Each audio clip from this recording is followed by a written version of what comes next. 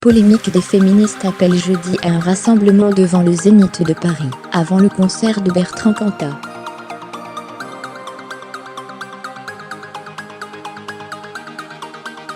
Le Zénith maintient sa programmation.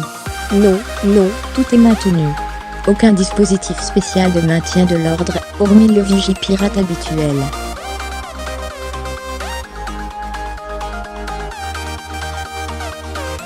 Pas de pression, au Zénith de Paris, où doit se produire jeudi Bertrand Cantat. La célèbre salle de concert parisienne refuse de céder aux pressions, alors que des féministes appellent à un rassemblement devant l'établissement, pour protester contre le retour sur scène du chanteur.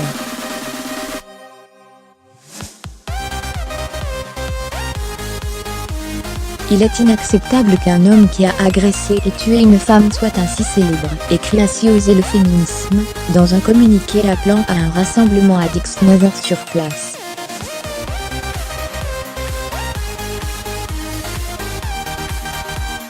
Pour le collectif, le chanteur n'a pas sa place sur scène. Celui-là a payé nos vions.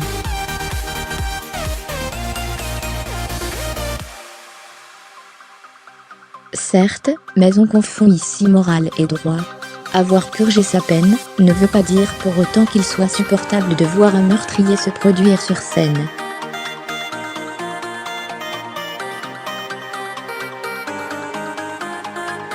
Tant que Bertrand Cantat n'exprime pas publiquement des regrets, c'est pour nous d'une indécence insupportable de voir sa photo à la une des Inrecuptibles, de lire son nom au fronton d'une salle de spectacle, abonde dans un communiqué le réseau Encore féministe, qui appelle à se joindre à la mobilisation.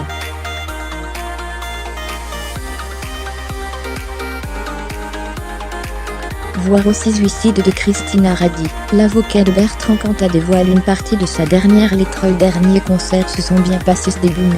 Un même appel à rassemblement devant l'Olympia avait poussé la salle parisienne à annuler ses 2 concerts prévus les 29 et 30 mai, invoquant des risques sérieux de troubles à l'ordre public.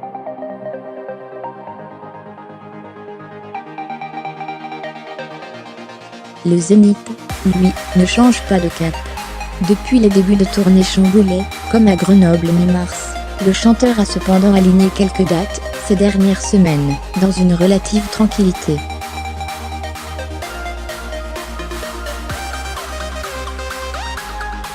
Un peu sorti du champ des caméras, il a poursuivi sa tournée à Caen, Rouen, Rennes, Nancy, Toulouse, Marseille, Lausanne, ou encore Nantes, le 4 juin dernier.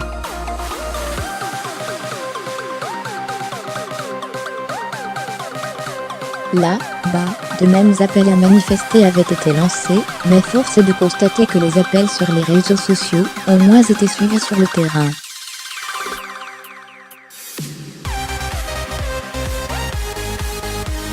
À l'autre, selon Presse Océan, elles étaient 8 femmes, issues d'un collectif. La rage des femmes dont est face à scander des slogans hostiles aux chanteurs devant la salle où ils se produisaient.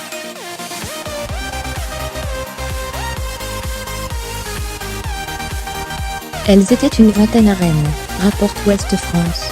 À Marseille, le 24 mai, d'après France Bleu Provence, c'est une dizaine de femmes qui ont manifesté derrière une banderole « Pas de scène pour les tueurs de femmes ».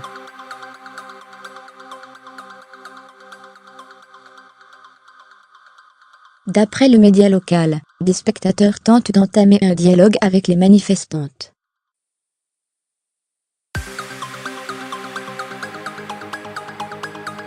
Dialogue impossible. Souvent, comme le rapporte France Bleu Occitanie à Toulouse, cette même scène semble s'être reproduite.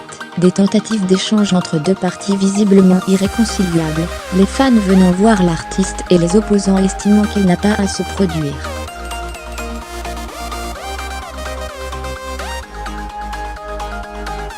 Ce qui donne lieu à des scènes d'affrontement parfois tendues. Bertrand Cantat a arrêté de vouloir s'expliquer avec les manifestants, comme il avait tenté de le faire à Grenoble.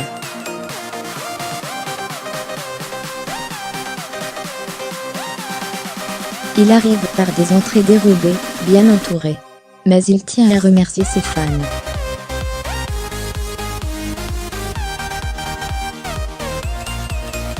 Pendant le concert de Marseille, il glisse au public. C'est bien de ne pas se laisser intimider comme vous le faites ce soir, rapporte France Bleu.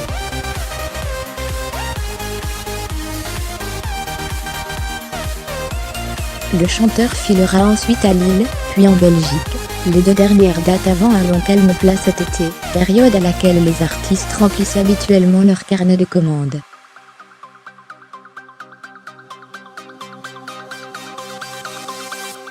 Mais face aux polémiques et pétitions, le chanteur avait lui-même renoncé au festival d'été.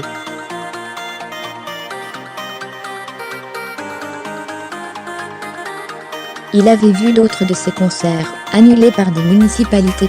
Son retour sera en décembre, avec un concert à Pau et un autre à Bordeaux, sa ville natale.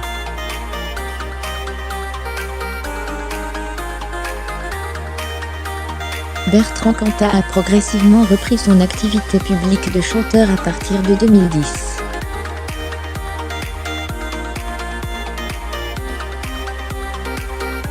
Mais sa tournée 2018, où le chanteur s'est davantage mis en avant, en sortant son album solo, suscite des réactions particulièrement hostiles.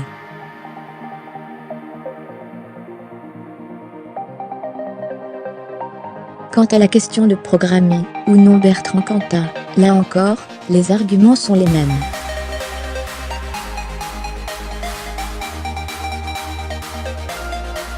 Éric Boistard, directeur de la salle de spectacle de Nantes Stéréolux, explique à LCI: « Nous ne sommes pas un tribunal, nous sommes une salle de spectacle.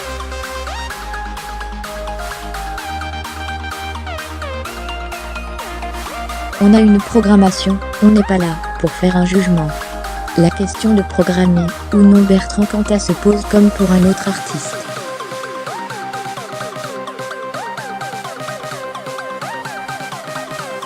Si on commence à aller au-delà de la sphère artistique, on est dans quelque chose qu'on ne maîtrise plus.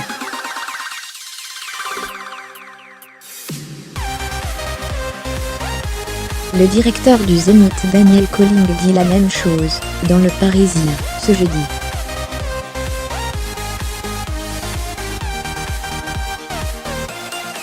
Il assume de louer la salle à Cantat et son équipe, qui sont venus le trouver, quand l'Olympia a annulé la date parisienne.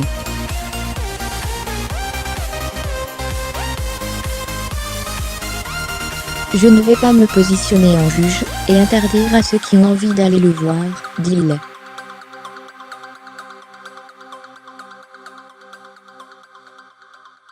Le problème des prisonniers est de retrouver une place à la sortie dans la société.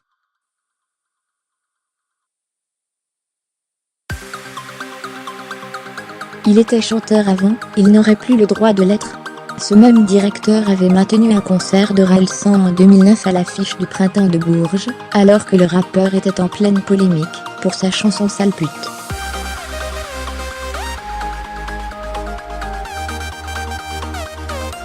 Il n'est absolument pas question de le censurer, au contraire. Estée de la Mare, des citoyennes féministes. Quelle sera l'ambiance jeudi soir devant les Zénith? Quelle sera l'ampleur de la mobilisation? Dur à dire.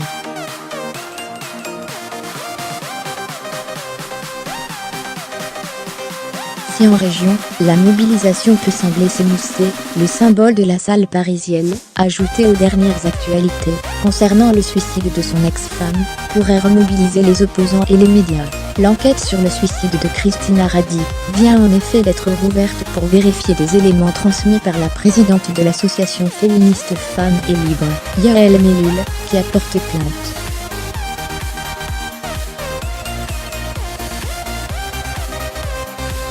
Et si le procureur de Bordeaux a précisé que la réouverture de l'enquête ne devrait pas remettre en question les premières conclusions qui avaient mis Bertrand Cantat hors de cause, cela suffit aussi pour rebraquer les projecteurs sur le chanteur.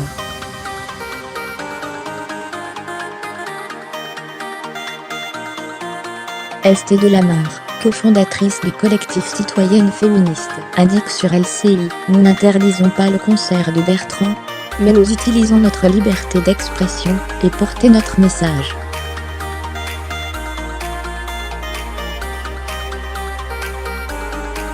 Ce message, c'est qu'une femme meurt en France, tous les 2 jours sous les coups de son compagnon.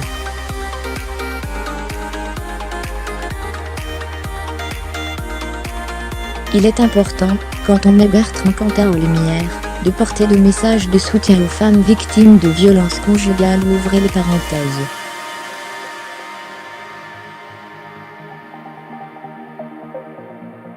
Fermez les parenthèses, il n'est absolument pas question de le censurer, au contraire. Profiter de la lumière mise sur Cantat, pour porter un message, ou tenter de perturber son concert. Selon Le Parisien, une des raisons qui avait poussé l'Olympia à annuler son spectacle, était la crainte que des militants n'achètent des places, pour perturber le concert à l'intérieur.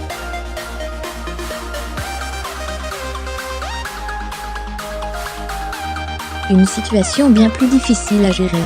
Le directeur du Zénith, lui, répète ne pas avoir reçu de menaces ni eu vent de grosses manifestations.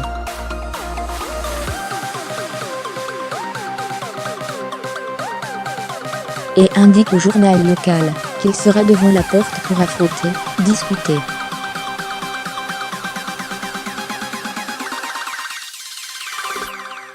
Sybille Laurent mit à jour, créé, tout savoir sur Bertrand Cantat, l'impossible retour,